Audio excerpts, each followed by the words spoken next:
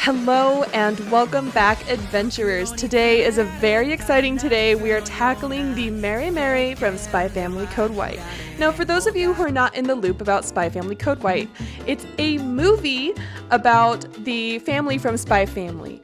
Premises: a spy needs to have a family for his mission, so he adopts a little girl and he enters into a marriage of convenience with an assassin, but he doesn't know.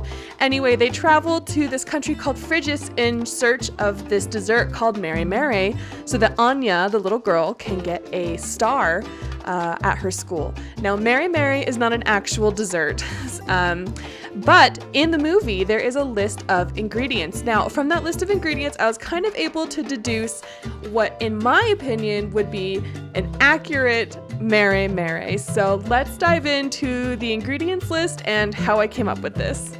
Okay, so the first ingredient that kind of threw me for a loop was the hazelnuts. Now, I decided to integrate this into the pie crust. Now, we saw in the previous photo, and I'll put one up here, that there is indeed a pie crust on this dessert. So I decided to do a hazelnut pie crust.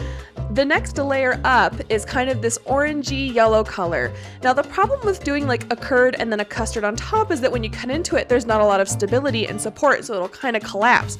And from the photo, we could see that it has a lot of structure. So I decided to do more of a pound cake, dense, syrup-soaked cake to support the weight of everything else above it. So we have an orange cake layer. On top of that, we have our dried fruits in a pastry cream that has some structure to it, so we have clean slices. And then we also had some Lingonberry jam. Now, the Lingonberry jam kind of threw me a little bit, but I decided to do an Italian meringue with vanilla bean and Lingonberry jam for some of that acidity and tartness. So with that said, the only thing left was the lime wedge on top. Now, limes are very acidic and they'll break down the meringue. So when you serve it, the acidity will kind of make the meringue weep a bit. So I decided to pay tribute to some Chinese candied fruit called Tanghulu. I'm sorry if I mispronounced that. So that's what we're gonna do for the lime on top. We're gonna candy that. So let's get started. Let's prep our dried fruits. So I'm going to chop up a couple dried fruits, some pineapple, some apricot, some mango. Make sure you cut that nice and small. I also threw in some dried blueberries since we see blueberries in the art, and dried cherries are listed in the recipe, so I threw those in as well. And then to that, I'm gonna add a cinnamon stick snapped in half, 2 star anise pods, a 1/4 teaspoon of clove, 1/2 teaspoon of vanilla bean powder, about a tablespoon worth of orange zest, 3/4 of a cup of Kirsch cherry liqueur, and a 1.5 tablespoons of brown sugar. We're gonna toss that together. And to that, we're going to add enough boiling water to just submerge the fruit. Now we're going to cover this and let this sit on the counter overnight for about 24 hours, and the fruit are going to absorb some of that liquid. It's going to get really flavorful. The next day, transfer the fruit mix to a pot over medium heat, bring to a boil, and cook for about 10 minutes to cook off the alcohol. Then we're going to continue to simmer this for about 10 to 15 minutes until the majority of the liquids have reduced and we are left with a beautiful red syrup. It's going to get its color from the cherries and the blueberries and the fruits, and we are going to reserve that and set it aside. Now just use a spatula to press the excess juice out, and we are going to move on to our candied lemon peel. Now, candied lemon peel is also one of those ingredients on the Spy Family ingredients list, but I was not able to find candied lemon peel near me, so I decided to make my own. So for this, you're gonna need a couple of lemons. I chose 3. I also did the lime peel here because that is also depicted on the dessert. So it's pretty easy. You're just going to cut your lemons and limes into quarters and peel the rind off of the fruit. Now, limes have a very thin pith. We're not going to worry too much about that, but lemons have a thicker pith. So to tackle that, we are going to use a rasp grater to get off the majority of the pith. There's going to be a couple spots that might be a little bit thicker, especially towards the ends. Use a sharp spoon for that to really get in there. There should be a tiny layer of pith left. Now, To finish prepping, we're going to slice our lemon rind into thin little strips and set those aside. For the lime rind, what we're going to do is we're actually going to cube it. So I cut mine into strips and then I turned the strip sideways and I cut that into chunks and I set that aside. In a large pot, we are going to put about 4 cups of water. We're going to add our lemon peel slices, bring that to a boil, allow it to boil for about 30 seconds to remove some of that bitterness from the pith, and then we're going to drain. Then we're going to repeat the same thing, but we're going to add the lime zest cubes the second time around. After those are drained, we're going to put together a sugar water solution with 4 cups of water and 3 cups of sugar, and we're going to whisk that together on medium-low until it dissolves. Then we're going to put the citrus peels in, bring that to a rolling boil, allow to boil for a minute, and then allow to simmer for about an hour, stirring every 15 minutes. Once that is done, we're going to transfer our cooked lemon and lime peels to a parchment-lined baking tray, and we are going to allow this to cool down for about 15 minutes. You can also strain the liquid aside and use that in cocktails later if you would like. Once they have cooled and you can touch them with your hands, we're going to toss them in a bowl with some sugar. We're going to make sure they are evenly coated, and then we're going to put them back onto the baking tray and set these aside at room temperature to dry from anywhere between 2 to 3 hours. It'll get a nice gummy candy texture that way. Once that's done, we're going to sort these into lemon zest peels and lime zest chunks, and we're going to set those aside. And you'll see here, they're so cute. Gonna chop some up and move on to the hazelnut crust. In a food processor, pour half a cup of roasted chopped hazelnuts and pulse until they have a coarse, wet, sandy mixture, but before they've released a lot of oil.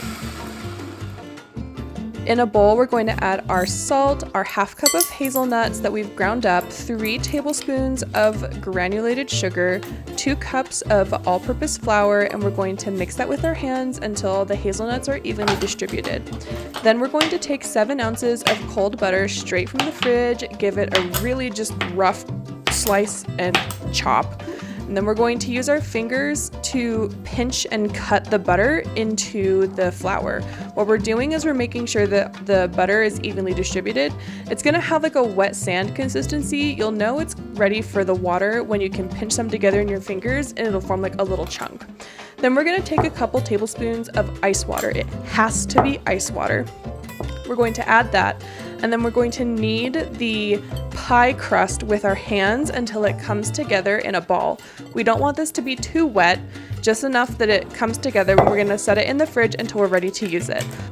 Let's move on to the cake layer. Now I did double this, so it's gonna look larger, but I wanted to make some muffins with this because it sounded delicious. So then I'm going to use a half cup of unsalted butter, softened at room temperature, a half cup of granulated sugar. We're gonna beat that together on high until it's nice and fluffy, about 5 minutes. To that, we're gonna add our eggs one at a time, beat after that. We're going to add in our orange zest, make sure that's beaten. We're gonna add in our flour, which we're using 1 cup of flour. Then we're going to add in our baking powder, our salt, and our whole milk at room temperature. And we're going to mix this together until it's just combined. We want to make sure everything is combined, but we don't want to overwork this because we don't want it to get chewy. Now on a well-floured surface, we're going to start rolling out our pie crust. I like to press mine into a round, press it lengthwise, and then keep rolling. So make sure it's nice and floured. It's going to be a little sticky, but that's okay. We're going to make this about 1/8 of an inch thick while our oven preheats to 400 degrees Fahrenheit. Then we're going to use an offset spatula. I also used a bench scraper to help get this off of the counter. I was a little afraid of this tearing, and we're just going to very quickly plop that into our pie dish. We're going to use our hands and press it to fit the form of the pie dish, and I went around and made sure that there was a nice about 1 inch wide crust on the edges, because again, there is a crust on the pie in the movie. We're going to add our pie weight, poke some holes in the bottom, and then we're going to par bake this for about 10 minutes. While that's happening, we're going to put together some orange syrup. So remember those oranges we zested earlier? We're going to juice them. To that, we're going to add 3 tablespoons of sugar, give this a quick mix together, set over medium heat, and allow to reduce by half. It can take anywhere between 10 to 30 minutes. Then we're going to take our pie crust that's par baked out of the oven, remove the weight, and then we're going to add the cake batter that we had made earlier. Now again, I said I doubled this, so this is what it'll look like. We're gonna spread it out nice and even. We're gonna reduce the heat down to 340 degrees Fahrenheit on the oven, and then we're going to bake this for anywhere between 15 to 25 minutes or until a toothpick comes out clean. This is not a super thick cake, so it'll bake in about 20 minutes. Once the orange syrup has reduced, we're going to add that to the rehydrated fruit syrup that we had made earlier, and it's going to create this really delicious juice. We're going to do a little poke test. It springs back, the cake is done. Then we're going to poke a bunch of holes all over this cake. In retrospect, I probably should have used a fork. And we are going to drizzle on about 1/4 cup to 1/2 cup of the syrup a little bit at a time, making sure it doesn't all pool at the edges. You don't want this to weaken the crust in any way. We want this to soak into the cake. So I'm just spooning it on a little at a time to make sure, again, that it doesn't pool at the edges and that it really has a chance to soak into the cake. We want this cake to be so flavorful and juicy, but still have structure. Allow the cake to cool for about 15 minutes before moving on to the next step.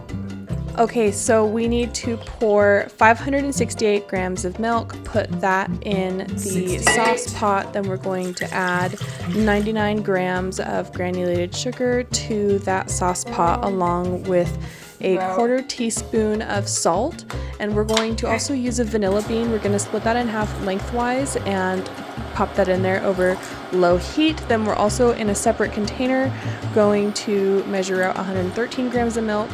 We're also going to measure out 43 grams of water, and we're going to add in 1 7-gram packet of powdered gelatin. Give that a really quick whisk and set that aside to bloom while we get the other components for the pastry cream ready. To the smaller container of milk, we're going to add 1 tablespoon all-purpose flour, 1/4 cup of cornstarch, 4 egg yolks, and we're going to whisk that together until everything is really evenly distributed. And then we're going to temper our eggs. So we're going to slowly incorporate a little bit of the hot milk mixture at a time. The milk mixture needs to be at least simmering by this point. We're going to add in about half of the milk mixture. Then once the egg mix has come up to like the right temperature, we're going to add that back into the pot. Then we're going to whisk that together continuously until it reaches about 200 degrees Fahrenheit. We're going to pour the custard through a fine mesh sieve just in case there were any scrambled egg bits. In my case, there were not. I was so happy. And we're going to set that over an ice bath to cool. To the pastry cream, we're going to add in the gelatin that bloomed earlier. We're going to also split the vanilla bean open completely and scrape out the insides. Add that to the container along with 4 tablespoons of butter and our fruit mixture. I used about 3/4 of it. We're going to whisk that together and then we're going to pour that over the cake, and we're going to let this sit overnight in the fridge. I know this is a long project. I let mine set for about 4 hours and it was mostly set, but it still wobbled a little bit. To be on the safe side, just cover it with cling wrap and let it sit in the fridge overnight. Time for our candied lemons. So in a pot over medium heat, we're going to add 2 cups of sugar, 1 cup of water, and we are going to add our candy thermometer. We're also going to cut our limes into 8 equal wedges. We're going to dry those completely and stick them on skewers. We're going to dry them again. Once the heat for the caramel reaches 300 degrees, we got to move fast. Okay, so you're going to dip swirl, and then swirl to remove, plunge into the ice bath, repeat for every single one. I intentionally made extra, I'm only going to use 4, just to make sure that I had some that turned out well. This caramel turns fast, so make sure you remove it from the heat and don't burn your caramel. Let's move on to our Italian meringue. In a medium saucepan, we're going to add 1 cup of granulated sugar, a half cup of water, and we're going to set that over medium heat. We're going to attach a Candied thermometer. We're also going to put 3 egg whites at room temperature into the bowl of a stand mixer. Once it reaches 230 degrees, we're going to furiously beat the egg whites until stiff peaks form. Once the sugar reaches 240 degrees, we're going to remove it from the heat, okay? We need to let it sit for like 5 seconds, and then we're going to slowly stream it into the egg whites. Okay, so it needs to look like this, and then we're going to stream it into the egg whites. Now make sure your mixer is on high, and we're going to slowly stream in the sugar mixture. Be careful not to get it on the whisk attachment itself, otherwise it'll spray around the edges of the mixing bowl and it won't really do much for your meringue. Once the sugar syrup is all in there, we're going to immediately add our cream of tartar, our lemon juice, our lingonberry jam, and our vanilla bean powder. We're going to mix this on low just to make sure everything is integrated, and then we're going to mix this for another 5 minutes, and then your Italian meringue is done. All right, it's time for assembly. So first and foremost, please do this. Don't leave it on there. We're going to remove the cling wrap from our pastry cream.